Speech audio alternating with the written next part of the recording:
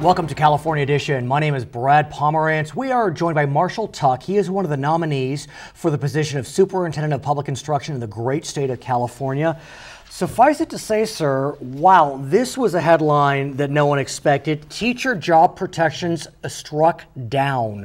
It's known as the Vergara decision. Talk to us about the status quo. What were the Vergara plaintiffs seeking to change? Yeah, Brad, so in our state, right now, there is a law that says teachers get tenure after 2 years.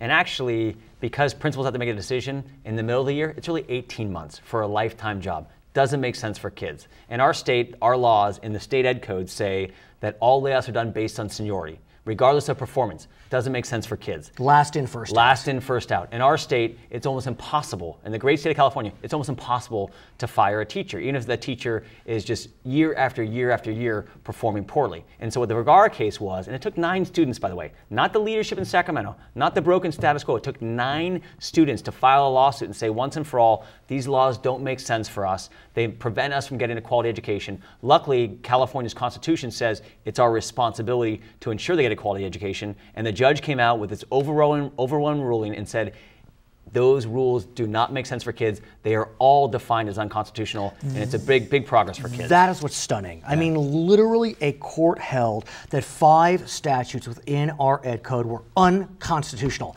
The standard to reach unconstitutionality is huge, and yet he couldn't have been clearer. Yeah, and to me the stunning part is, why wasn't the current state superintendent, the current legislature, why didn't they make these changes much earlier? Because these are not laws that you, me, or frankly anybody would say make sense for kids. It took a court case and a judge, and he came down hard. What's interesting about his ruling is he actually, as I understand it, used testimony that was presented to defend the laws to strike down the law. What was that testimony? I guess there was a statement by someone that 1 to 3% of teachers are incompetent, which translated to about 4,000 teachers.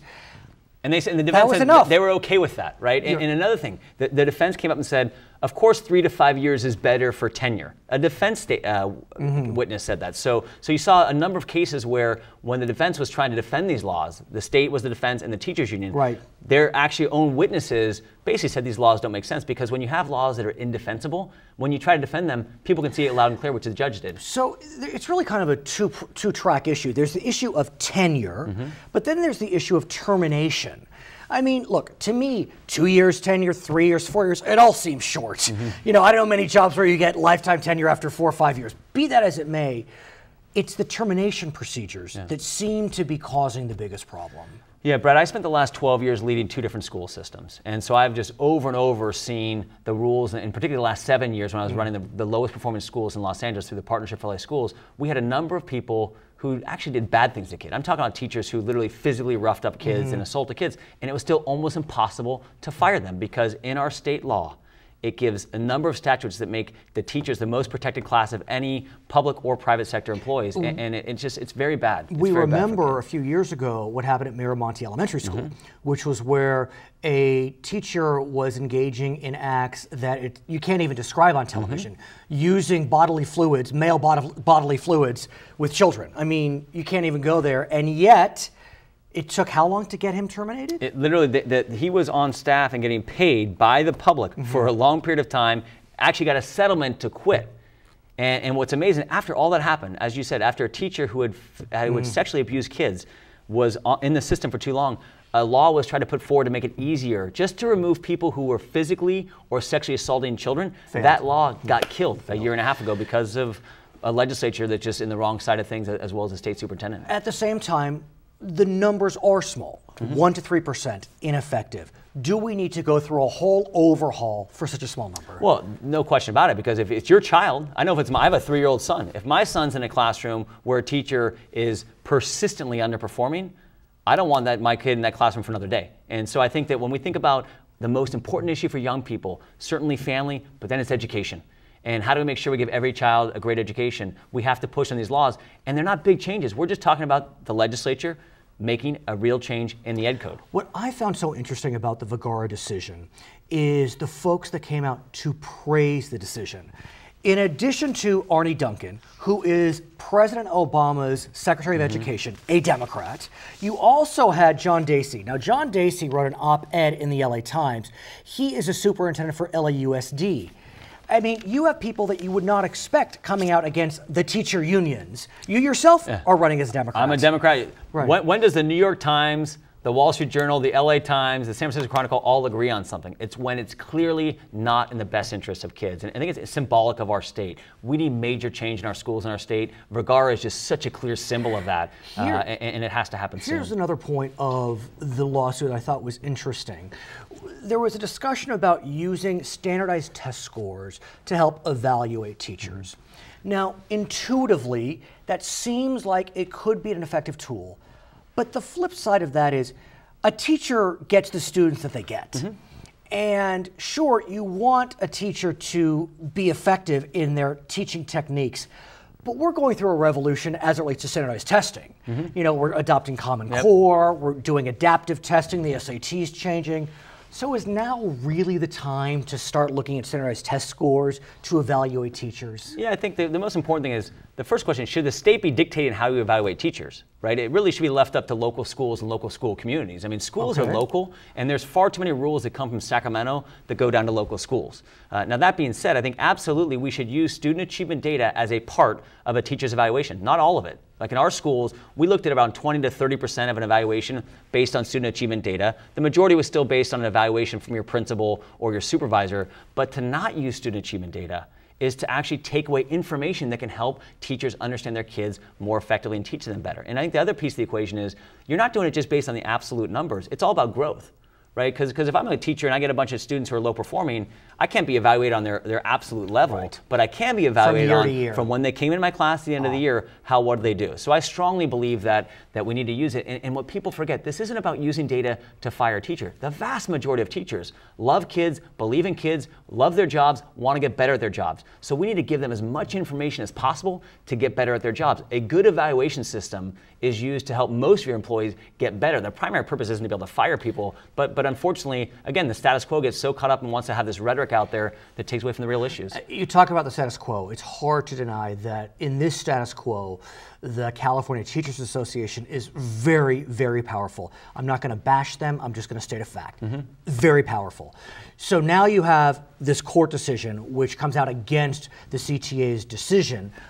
Where do you go from here, though? I mean, one could keep a decision like this in court for decades, like being a bit hyperbolic, but how do you actually effectuate change in the wake of a decision that will be appealed and an organization that's quite strong? Well, I think the key here is about leadership. So the state is the defendant. These 9 students sued the state.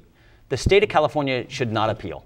They haven't made a decision yet. And I sent a letter 2 days ago, or not too recently, to Superintendent Torkson and said, do not appeal this case. The state superintendent, the governor, the attorney general, they should not appeal. They should say, okay, these laws don't make sense for kids. Let's move forward. Let's start a process. But the union can appeal. I mean, they're an intervener. So even if Governor Brown says, I'm not going to appeal, Tom Torlakson, your opponent, the current superintendent, says, I'm not going to appeal, the union can appeal. So while the union's appealing the case, there's no reason that the governor, the state superintendent, the legislature can't actually start a process to rewrite these laws that make sense for kids. Because the judge said very clearly, these don't work for kids. He didn't strike down tenure altogether. He just says a 2-year tenure law doesn't make sense. So we absolutely can start a process. Is there a collective bargaining element here? Not in the state laws. So that's different from the local union agreements. In the state of California, these laws around 2-year tenure, LIFO and seniority-based layoffs, they're actually written into state law. So it's actually up to the legislature to make those changes. And it's up to the state superintendent to actually lead more on these. So if they make those changes, in effect, those changes become a floor, not a ceiling. Wouldn't you then, have to go and renegotiate every single collective bargaining agreement in countless districts in the state? So so the state laws will provide the framework. So let's say, for example, it said we're going to go from 2-year tenure to a 4 or 5-year tenure system. You still can make local agreements, but it can't be necessarily less than the 4 or 5-year tenure system. So that's where the changes would be. His name is Marshall Tuck. He is a candidate for Superintendent of Public Instruction. He has made it through the primary. The general election will be held in November 2014. I'm Brad Pomerance. It's California Edition.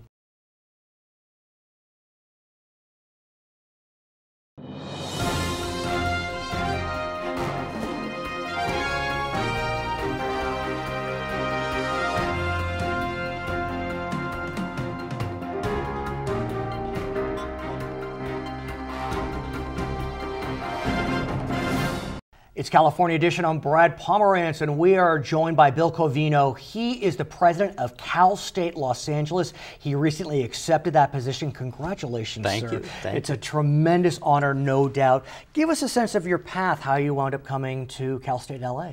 Well, I actually started in the California State University system. My first position right out of graduate school was at San Diego State. I like it, I like it. And after being there for a while, I decided I needed some cold weather, so went to the University of Illinois at Chicago. Oh my. And then I thought hurricanes would be just right for me, so went down to Florida, to Florida Atlantic University. Then really had myself pointed back into the CSU and spent some time in the San Joaquin Valley at both Cal State Stanislaus and Fresno State as the provost, as the chief academic officer, and this opportunity emerged. Family, friends, history are all here, so here we are. Yeah, so let's talk about Fresno State versus Cal State LA. I've been to Fresno State, and no doubt it's kind of the big kahuna, in that region. Right. Whereas Cal State LA, lots of universities around. Cal State Dominguez Hills, Cal State Long Beach, Cal State Fullerton, then there's UCLA and USC, so it's a different beast. It is. Cal State LA as compared to Fresno State. But one of the things that I wanted to bring with me from Fresno State was its dedication to community service. I mean, students and faculty and staff at Fresno State have over the last 3 years contributed over 1 million hours a year to the community, right? And Cal State LA has a great heart for community outreach and community service. So to reinforce being an outward-facing university and doing that kind of work, I think was a real opportunity here in Los Angeles. Even though there are a lot of universities around, we are really the city's university. And let's talk about that, because when I think about the city of Los Angeles, the urban core, it's hard to deny that that urban core is downtown and surrounding communities, especially communities east of downtown, what we know as East Los Angeles. Right. Cal State LA, that's its community.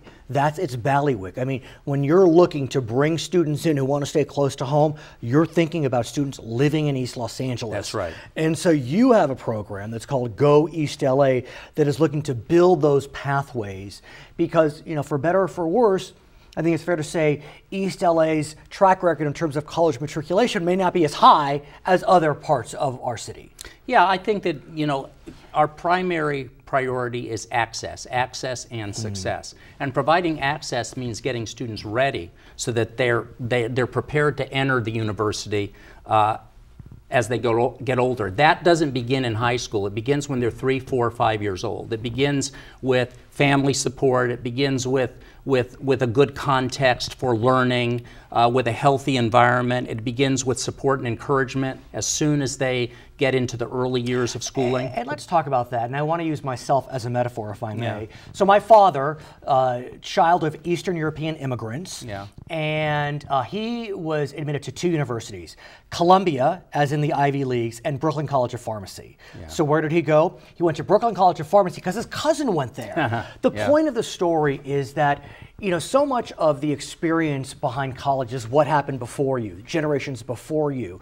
And it's hard to deny that in East LA, generations before the current generation may not have had that college experience. Yeah, 70% of our students are the first in their families to go to college. And so it's important to get involved with those families early so that they begin to help us encourage the students to do well during those early years. So Go East LA is a cradle to career project that involves Cal State LA, East LA College, LA Unified, and early childhood folks, industry and business folks who are going to provide careers to these people once we hand them to the degree, because it's not enough just to give them the degree. We have to provide them with internships and experience so that they walk out into a career. But we know we have to provide that network all the way along. So we've targeted Garfield High School as our pilot. And school. Garfield is well known in that we remember the movie, was it called? Stand and Deliver. Stand and about the high school professor, Mr. Escalante, is that his name? Right. And that was an example of not quite cradle to career, but the ability of mentors to really move students along. Exactly. And so tell us more about what you plan to do as you grow this program. Well, we plan to start with Garfield and its feeder schools to track students through, to guarantee them admission as long as they meet all of the basic qualifications, to provide additional support as that support is developed and available, and to connect them with business and industry leaders who are going to then bring them into the community as earning citizens, right. Gainfully employed. What about institutions nearby like East LA College, the junior colleges in the region? Because East LA College is our partner in this. Right, okay. Because some number of students will go to East LA College and launch into their careers from there, or they'll go to East LA College and transfer to Cal State LA. It's one of our strongest partners in terms of transfer students. Are we seeing transfers at the rate we want? From what I understand, the last 4 or 5 years, and this isn't specific to Cal State LA, but generally, our transfer rate has been down, and in fact, Arizona and Nevada has been plucking students from California junior colleges. So are we turning our attention back towards our local community colleges to get them into the CSUs, into the UCs? Yeah, we're improving. I mean, articulation agreements that we've developed statewide and system-wide have led the process to become smoother for students. We've had problems in the past for students who've taken courses at community colleges, go to the Cal State, find that their course is missing, or that it takes them longer than they thought, etc. So we want to make that very smooth, and this Go East LA project will help ensure that. We will make it a smooth transition. At the same time, the entire Cal State system saw more applications for the fall class of 2014 than ever before. Yes. Over 750,000 applications, when the entire institution educates about 450,000. Right. So, I mean, Cal State LA is not your university of yesterday. I mean, this is an institution where people are seeking to attend. That's right. And so how are you going to meet the needs of 760,000 applicants? I know you're but one of 23, but still, I mean, this is a big... fortunately, we're past the Great Recession for a while, and we hope for a long while, and the budget, the fiscal situation is stable and predictable for the immediate future. So we're actually able to plan to serve this higher demand, to plan to serve more students, to provide faculty, to provide classes, and that we weren't as able to provide before. So we're stronger in that way. At the same time, it's hard to deny that Governor Brown, as he's looking to restore the cuts from the Great Recession, has been more focused on K-12, maybe even K-14, than CSU and UC. That's not to say CSU and UC hasn't seen more funding come down the pike, but look, Chancellor White, Tim White, who's the chancellor of the entire CSU system, he's been pushing for even more funding for CSU, more restoration. He'd like to add, 700 to 1,000 faculty members throughout the system. He'd like to add seats throughout the system.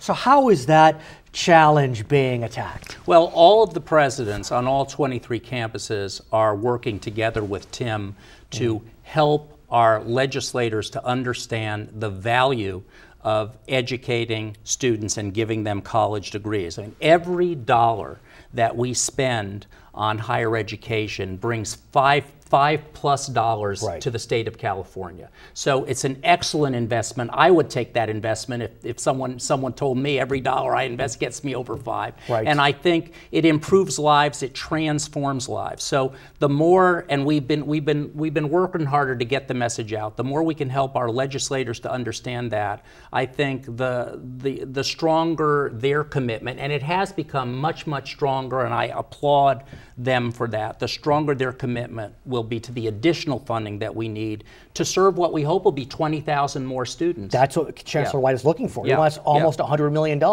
for another 20,000 students system-wide. William Covino, I want to thank you so much for joining us, and congratulations on your new position. He is the president of Cal State Los Angeles. My name is Brad Pomerance, and this is California Edition.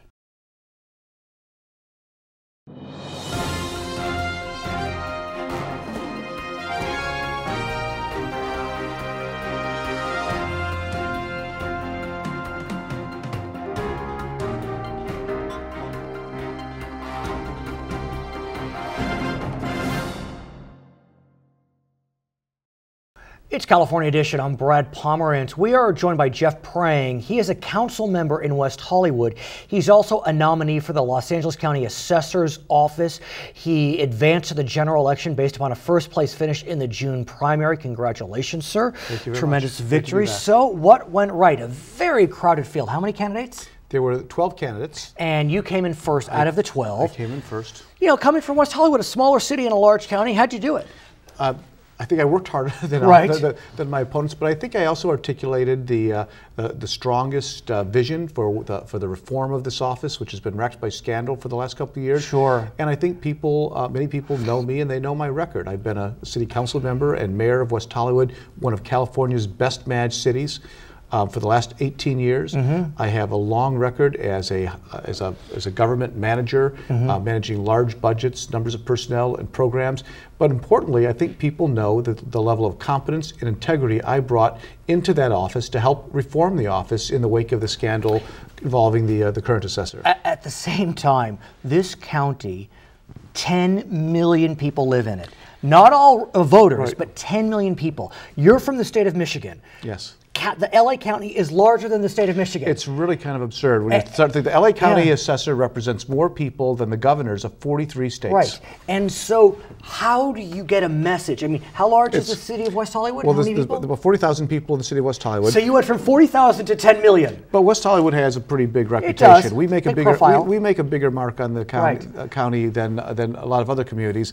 But it is very difficult that it's very hard to raise money for the assessor. Right. There's not that many people who know what the assessor is and care about it. So trying to reach that number of people with very little money is a real chore. It's somewhat unfair to voters. Right. So as we look forward, you know, in California, our primaries are in June, and the general is like 10 years away, or 5 months, 6 months in November. What does one do from now until November? Well, unfortunately, the thing is, candidates all do the same things. It's not rocket science. You have to raise money to pay for voter education, to pay for those mailers, to pay for TV and radio, and you have to show up and meet the voters. And you got to go. It's hard with the assessor to meet individual voters in a jurisdiction that large. So you try to meet. You go to organizations. You go to Rotary. You go to meet some of the local officials. You meet neighborhood leaders, people who are stakeholders who talk to other people. I want to ask you, if I may, it's a little inside baseball, but help me out here. You did seem to manage to garner some very impressive endorsements of some of the county's top elected officials. How powerful is that in your mind? It's important because it conveys, hopefully to the public, that my reputation, that my competence, that the work that I've done has met a standard where they're willing to let their names be lent to me. Because elected officials don't let go of their endorsements easily. Sure. They want to make sure that you're viable, that you're competent, that you're not going to blemish their good name and reputation. And they're important because each one of them has a constituency that they talk to. So, you know, a council member from the city of Diamond Bar probably has 30 people who call and say, "Who do I vote for assessor?" And so, and they know me, they trust me, they've worked with me over the years, they know the quality of my work. I also want to get a sense of the importance, or lack thereof, of newspaper endorsements. You got some of your opponents got some. What's the power, if any, of newspaper endorsements? Well, I think I just heard a statistic that the LA Times endorsement is they lost 80% of the races that they endorsed in. It's like everything else in a race. Everything is important. Nothing is unimportant. The answer is it depends. It depends on how that dovetails with everything else you're doing. How are you getting your message out to the voters through direct mail? Are you meeting them in person? Are you conveying the right message based on your experience and your vision for the office? So it helps by itself. It's not meaningful, but combined with other things, it could be. So let's talk about vision and your vision for the future. You know, no one would have anticipated in 2010 that the assessor's office was going to become a focal point for scandal, but it did. The current assessor has been indicted. I don't know what's happening with the case. It just seems to be dragging on and on. And so clearly the office needs some reform. It needs a boost of morale. I know you worked in the office many years ago. I know you've been brought in to help clean up the office. So what do you hope to do come November, presuming the election? most important thing is to reassure people that the assessor, that they can have confidence in the office of the assessor and their elected assessor. We need to restore public faith in this office. It's interesting. Can I interrupt for a second? Sure. Was there not a provision on the ballot to take the assessor out of the voters' purview? Yeah, and they voted against it overwhelmingly. Right, which is so interesting to me. The people need to know and feel comfortable that the assessor is not lowering values and giving special treatment to donors. People need to know that the taxes that they're paying on their home or their business are being assigned fairly and accurately. I played a very important role in the assessor's reform of this office. I'm the one who got John Noguez out of that office. The current assessor. The current assessor who's been indicted. I'm the one who put together the plan to bring in the reform administration, and we did put a number of reforms forward that are now into place. We make tax lobbyists now have to register. They're prohibited from giving donations to the assessor and assessor candidates. And the special committee where they had special access in the assessor's office has been disbanded. I led the effort for the department to coordinate our strategic plan, our vision for the next couple of years. And to talk about that, there's two things I think are important for the next assessor. The first one I've already alluded to, and that is helping restore faith and confidence in this agency. And truthfully, we've cleaned up the mess left by John Noguez. His chief lieutenants are gone. The loopholes that have been abused have been closed. New policies and practices are in place, and people can feel pretty confident. But it's going to take a new assessor to help convey that message. The most important issue for the office operationally is, frankly, it's our computer system. Not very sexy, but we are still operating, we're a technology-based office. This is important. This is important. We're an information-based office. The assessor's office values 2.5 million parcels of property every year. And there's still, each one of those parcels is still associated with a paper file. It's crazy. Yeah. If you call in for information, we may have to send you to a district office and they may have to run down the hall to get a paper file for you. Replacing our system, which is a 1980s mainframe green screen system. Remember the movie with Matthew Broderick, War Games? Yes. That's what our computer system looks like. Come on. So it's crazy. It's an antiquated system. It's horse and buggy. By changing out that system, which we believe will cost $80 to $100 million. Will the county give it to you? We're going to need an assessor who's persuasive, who has a record of being able to manage programs. I think we're going to be able to do it. Speaking of persuasion, who would have thunk that we would actually see reform to Proposition 13? But we are seeing some minor reforms with the approval of the Howard Jarvis Taxpayers Association. Yes, they withdrew their opposition. This is actually, it's not technically it's not an amendment to Proposition 13, but some of the statutes. It's a clarification. It's a clarification on how we define ownership. And I think everybody recognizes Prop 13 was intended to stabilize values. It wasn't intended to escape taxation. But there is a loophole. It's a legal loophole. Legal. At this stage, it's legal. It's legal, where particularly businesses were able to put together a limited liability corporation where no partner owned more than 50%, and they were able to take essentially complete control of a business or property, but escape taxation. Because there would be no reclassification of the owner. So therefore, the property value wouldn't be reassessed and go up. The law said that 50% ownership has to change, but if 50% ownership doesn't change, even though complete control has changed, it was kind of a sleight of hand. It was unanticipated when in writing the rules. Assembly Member Tom Amiano has initiated legislation to close that loophole, and Howard Jarvis has said that they agree that Prop 13 is not a tax escapement policy. I feel like maybe hell froze over. Is that possible? that actually, or as Assemblyman Brian Nestandi said, it's a cold day in hell, the cows jumped over the moon and the pigs are flying somewhere. I think it demonstrates that we as Californians can come together and have a legitimate discussion about public policy and make decisions based on the merits which are before us, and not get caught up in emotion and we'll see on every issue. Okay, his name is Jeff Prang. He is a nominee for the Los Angeles County Assessor's Office. My name is Brad Pomerance, and this is California Edition.